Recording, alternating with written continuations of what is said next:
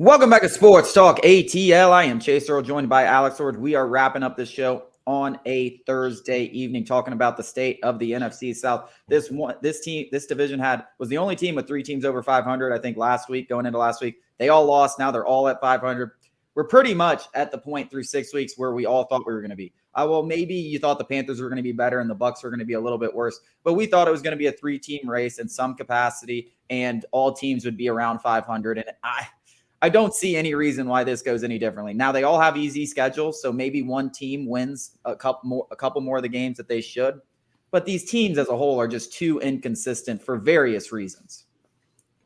I mean, I don't know if they're various. I mean, it's the quarterbacks. I mean, it's the quarterbacks and the offensive system. Yeah, I mean, I guess the Bucs, they got good defenses and bad offenses. Yeah, the Bucs are the most well-rounded of all the teams because Baker and that Bucs offense. I'm blanking on the Tampa Bay offensive coordinator. He is going to be a head coach here in the near future. They are by far the most well-rounded team.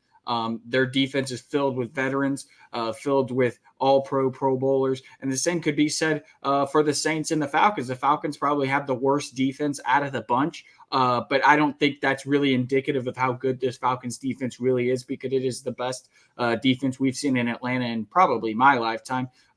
In terms of offensive weapons, all three teams have offensive weapons. Mike Evans, Chris Godwin. We got Drake London, Kyle Pitts, Bijan. They've got Chris Olave, Alvin Kamara. So it's not – and what it is going to come down to Pete Carmichael, Derek Carr, if they can get on the same page, which I have no faith in, Desmond Ridder, Arthur Smith stopping this roller coaster of a ride. And if Baker Mayfield can just continue just doing just enough to win these games, you tell me any one of these three teams wins the NFC South, I go, okay, I could believe it. Either way, it's a big test this week at Falcons traveling to Tampa, take on the Bucs.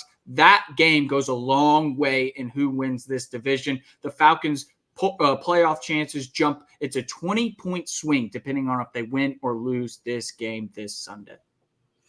Yeah, it's pretty remarkable when you look at just the how these rosters are constructed is how similar they are. Like you could say all three defenses are pretty much even. Like you could rank them whichever way you want, but they're pretty much even.